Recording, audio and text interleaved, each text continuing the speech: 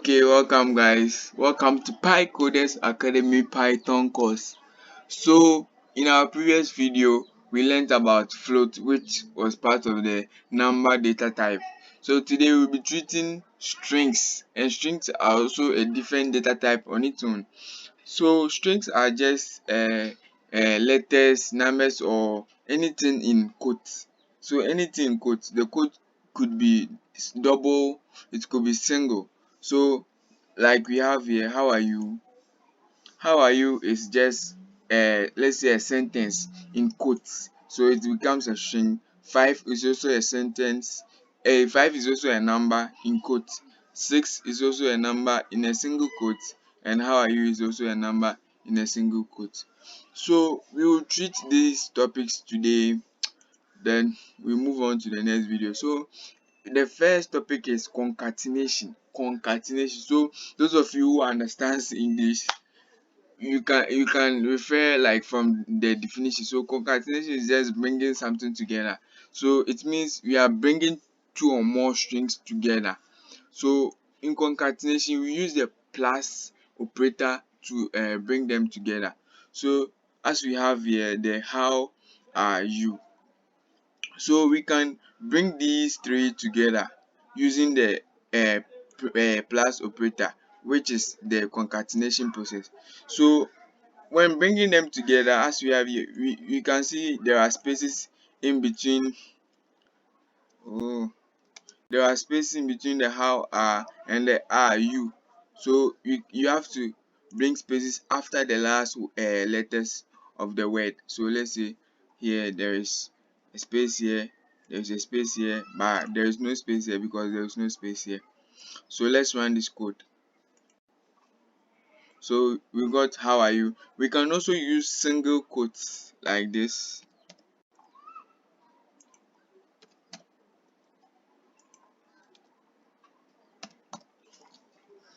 like this, like this, and like that. Okay, so let's run it. So we eh,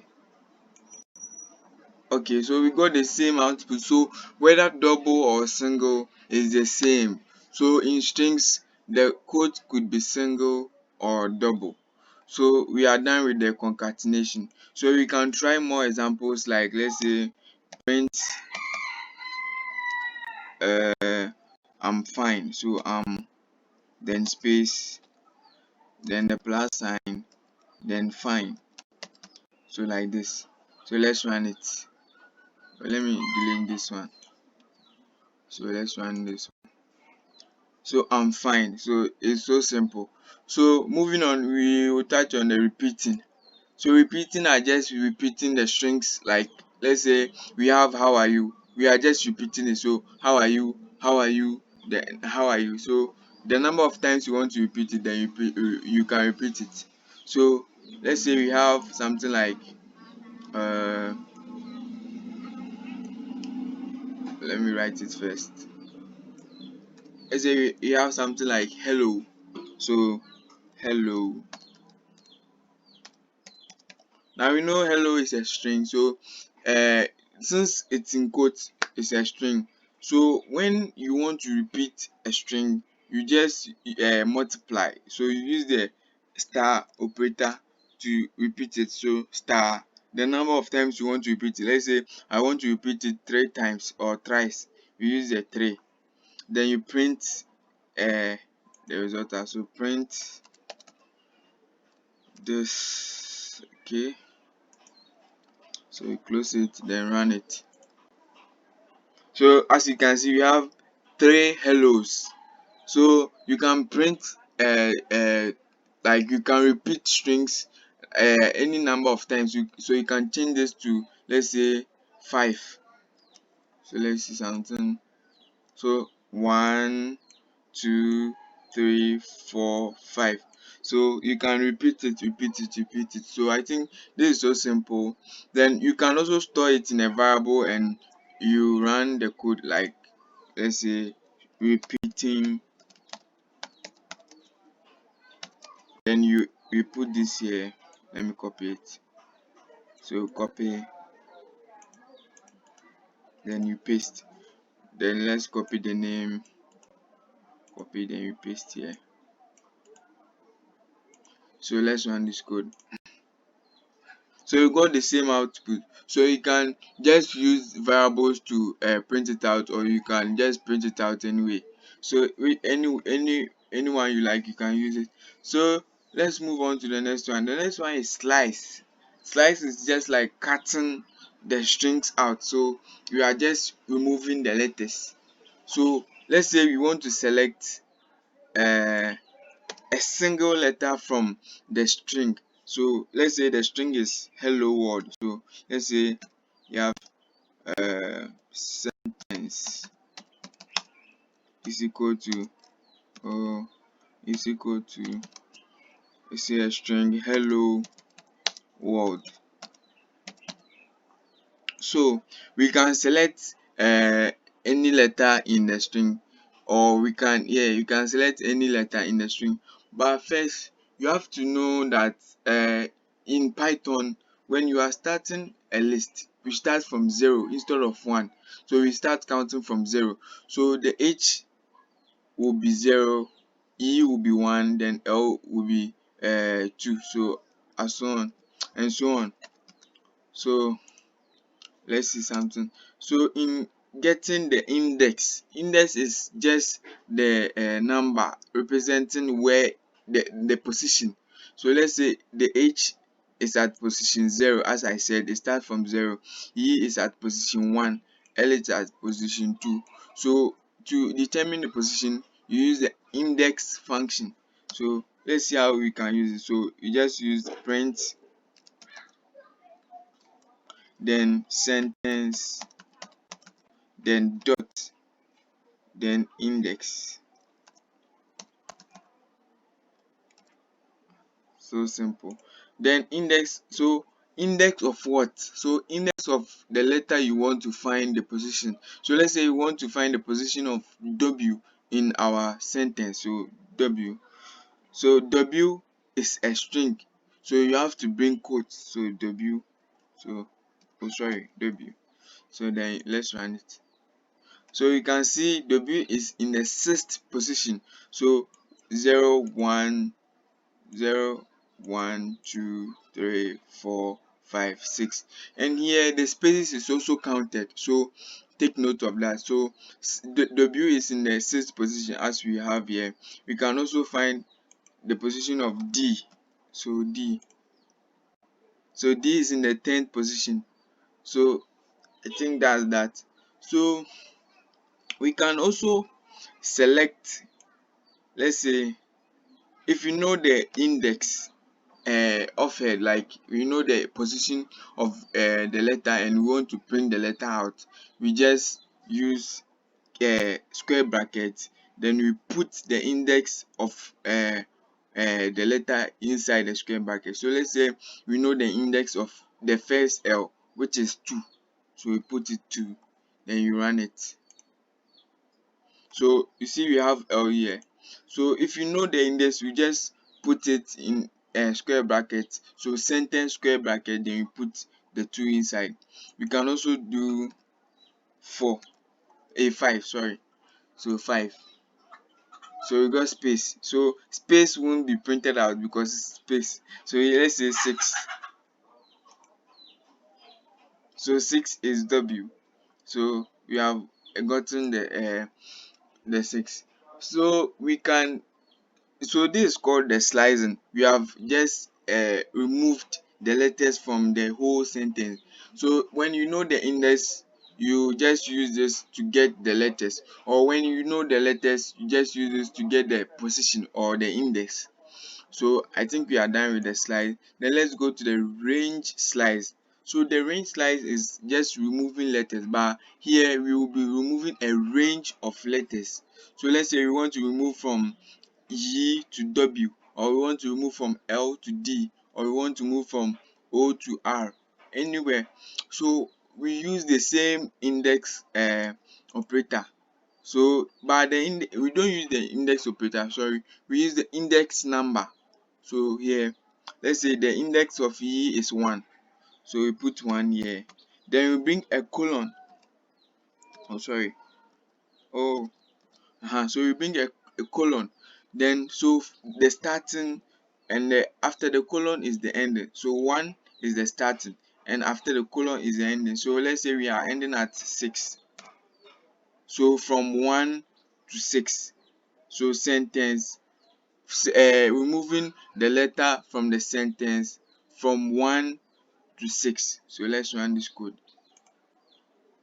So you have GLLO then space. So the last number we like the sixth position is W, but when you are let's say printing out a range, the sixth number won't come. The fifth number will be the last. So the last number will be the let's say the number before the last digit. Let's say we have 6 here. The sixth position won't come. It will be the 5, but it's in the range 1 to 6. So the last number is not counted. So you can also do 7 if you want to get the W. So you can see the W is also coming, but it's in the sixth position. So take note of that. So we are done with the concatenation, repeating, slice, range slice. So let's go to the backslash then n. So backslash and n is so simple. So let's say um let's say you want to print hello then a new line W. So the backslash n means just a new line. So let's say you want to print hello, then word should be in a new line. So you just print, then you bring backslash. Oh, I can't find my backslash. So let me use the keyboard here. Okay, so backslash n and close it. So let's run this code. So you can see the hello is at the top and the word is at the bottom. So when you use the backslash and it gets the let's say the words after the new line in another line different from the first one. So the hello word is the upper one, then the word is the bottom one.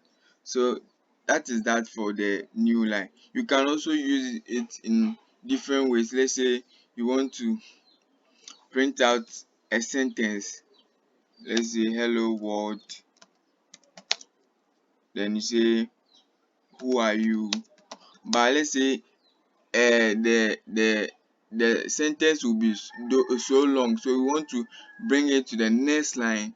We just use the backslash, sorry, oh, so use the backslash, then you use the n. Okay, then you say how are, they say you. Okay, then let's run this code. So we've gotten how word, hello world, who are, then you question mark. So we can bring a word in a new line using the backslash n. So I think we are done with the backslash n then. So let's move on to built-in string methods. So the built-in strings method are plenty. We can have capitalize, we can have let's say, let me see, you can have index as I explained. We can have so let's say we can have a whole lot, but we'll be treating only one. So you can find it more, like you can find it out like the built-in string methods. Let's see how to use a capitalize. So let's say we have sentence is equal to how are you, which is a string, and we want to capitalize all these letters.